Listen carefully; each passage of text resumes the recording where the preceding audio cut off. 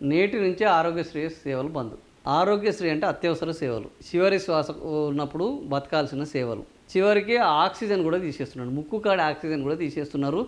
మీకు బ్రహ్మాండం భజగోవిందం చేస్తామని రోజుకొక కొత్త ప్రాజెక్టును ప్రారంభిస్తున్నారు.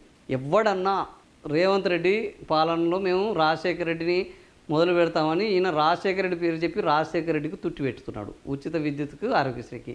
ఈయన ఆరోగ్యశ్రీ రాజశేఖర రెడ్డిది ఎట్లా కొనసాగిస్తామని బయటికి చెప్పకుండా దాన్ని స్లోగా, ఏది చాప కింద నీరు అంటాం కదా, చాప కింద నీరు లెక్క ఆరోగ్యశ్రీని కొద్దిగా ఆరోగ్యశ్రీకి 25 లక్షల దాన్ని పెంచారు. ఆ పరిమితిని 25 లక్షల వరకు ఆరోగ్యశ్రీ కింద మనం వైద్యం పొందవచ్చని జగన్.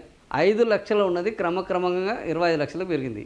తెలంగాణలో ఇంకా 10 లక్షలే ఉన్నది, ఒక్క ఆంధ్రప్రదేశ్లోనే 25 లక్షలు ఉన్నది. ఇప్పుడు తమిళనాడులో కూడా ఆంధ్రప్రదేశ్ లెక్కనే మేము 20 లక్షల ఆరోగ్యశ్రీ ఇస్తామని చెప్పుకుంటున్నారు, ఆ స్థాయిలో ఉన్నది.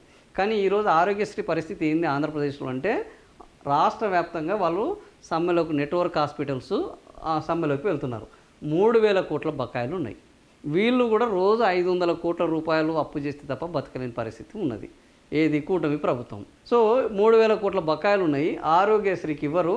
మనకు క్వాంటమ్ వ్యాలీ కావాలి, డేటా సెంటర్లు కావాలి, అమరావతి కావాలి, అద్భుతంగా లక్షల కోట్లతోటి ప్రపంచంలోనే ఎవ్వరు లేనంత అద్భుతాన్ని సృష్టిస్తానని మాట్లాడుతుంటాడు. ఎవరు? మన చంద్రబాబు నాయుడు. ఇది దేవతల రాజధాని కాబట్టి రాక్షసులుగా ఉన్న జగన్ అండ్ కంపెనీ వాళ్ళు మన మీద ఇట్లా ఏమన్నా పోలికలు ఉన్నాయా మాటలకు చేతలకు? 3,000 కోట్ల ఆరోగ్యశ్రీ బకాయిలు లేవు.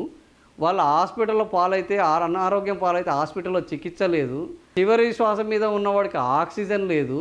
అద్భుతమైన ఆరోగ్యశ్రీని ఫీజు రీయింబర్స్మెంట్ మొత్తం సంకనాకించి నేను మరో అద్భుత నగరాన్ని సృష్టిస్తాను అనడం కంటే ఇంకా ఈ అనారోగ్యము ఎప్పటికి పోతుందో ఎంకతో. ఆరోగ్యశ్రీ వల్ల, ఆరోగ్యశ్రీ లేక అనారోగ్యం పెరిగిపోతుంది.